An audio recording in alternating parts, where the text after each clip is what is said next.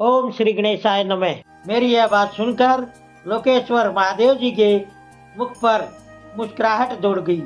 वे श्री हरि के सामने मुझसे इस प्रकार बोले। ईश्वर ने कहा, ब्राह्मण हरे, तुम दोनों मुझे सदा ही बहुत प्रिय हो। तुम दोनों को देखकर मुझे बड़ा आनंद मिलता है। तुम लोग सभी देवताओं में श्रेष्ठ तथा त्रिलोकी के स्वामी हो।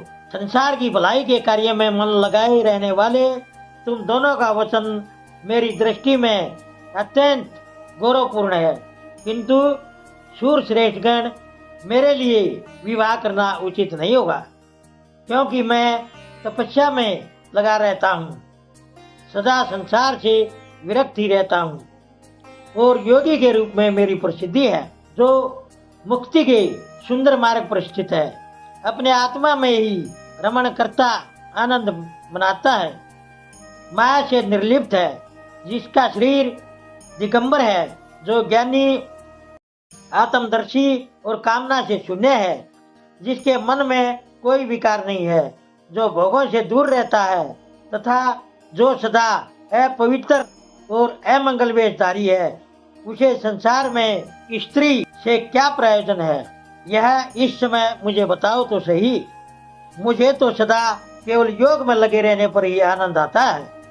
ज्ञानहीन पुरुष ही योग को छोड़कर भोग को अधिक महत्व देता है। संसार में विवाह करना पराय बंधन में बंधना है, इसे बहुत बड़ा बंधन समझना चाहिए। इसलिए मैं सत्य सत्य कहता हूँ, विवाह के लिए मेरे मन में थोड़ी सी भी रुचि नहीं है। आत्मा ही अपना उत्तम अर्थ या स्वार्थ है। उसका अच्छी तरह चिंतन करने के कारण मेरी लौकिक स्वार्थ में प्रवृत्ति नहीं होती। तथापि जगत के हित के लिए तुमने जो कुछ कहा है उसे करूंगा। तुम्हारे वचन को गृष्ट मानकर अथवा अपनी कही हुई बात को पूर्ण करने के लिए मैं अवश्य विवाह करूंगा, क्योंकि मैं सदा भक्तों के वश में रहता हूँ। परंतु मैं जैसी नारी को प्रिय पत्नी के रूप में ग्रहण करूंगा और जैसी शर्त के साथ करूंगा, उसे सुनो। हरे ब्राह्मण, मैं जो कुछ कहता हूँ वह सदा उचित ही है, वह सदा ठीक ही है। जो नारी मेरे तेज को ग्रहण कर सके, जो योगिनी तथा इच्छा अनुसार रूप धारण करने वाली हो, उसी को तुम पत्नी बनाने के लिए मुझे बताओ। जब मैं योग में तत्पर रहूं, तब उसे भी योगिनी बनकर रहना होगा, और जब मैं कामासक्त हूँ, तब उसे भी कामनी के रूप में ही मेरे पास रहना होगा। वेदों के जानने वाले विद्वान जिन्हें अविनाशी बतलाते हैं, उन ज्योति स्वरूप सनातन शिव का मैं सदा चिंतन करता रहता हूँ और करता रहूंगा। ब्राह्मण, उन सदाशिव के चिंतन में जब मैं न लगा हूँ, तभी उस भामिनी के साथ मैं समागम कर सकता हूँ।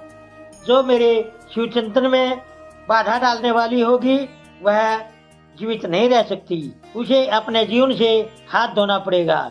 तुम विष्णु और मैं तीनों ही ब्रह्म स्वरूप शिव के अंश हैं। अतः महाभागगण, हमारे लिए उनका लगातार चिंतन करना ही उचित है। कमलासन, उनके चिंतन के लिए मैं बिना विवाह के भी रह लूंगा, किंतु उनका चिंतन छोड़कर विवाह नहीं करूंगा। अतः तुम मुझे ऐसी पत्नी प्रदान करो जो सदा मेरे कर्म के अनुसार चल सके। ब्राह्मण, उसमें भी मेरी एक और शर्त है, उसे तुम सुनो। यदि उस स्त्री का मुझ पर और मेरे वचन पर अविश्वास होगा, तो मैं उसे त्याग दूंगा। उनकी यह बात सुनकर मैंने और श्री हरि ने मंद मुस्कान के साथ मन ही मन प्रसन्नता का अनुभव किया।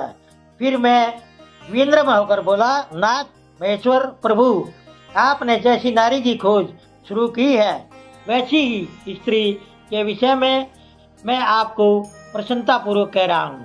साक्षात सदाशिव की धर्मपत्नी जो उमा है, वे ही जगत का कार्य सिद्ध करने के लिए अलग अलग रूप में प्रकट हुई हैं। प्रभु सरस्वती और लक्ष्मी, ये दो रूप धारण करके वे पहले ही यहाँ आ चुकी हैं। इनमें लक्ष्मी तो श्री विष्णु की पत्नी हो गई और सरस्वती मेरी।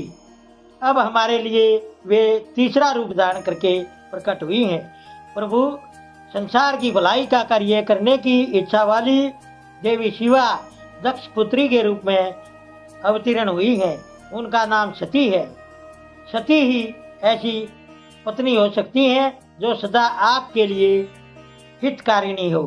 देवेश, महातेजस्विनी सती आपके लिए आपको पति रूप में प्राप्त करने के लिए कठोर व्रत का पालन करती हुई तपस्या कर रही है।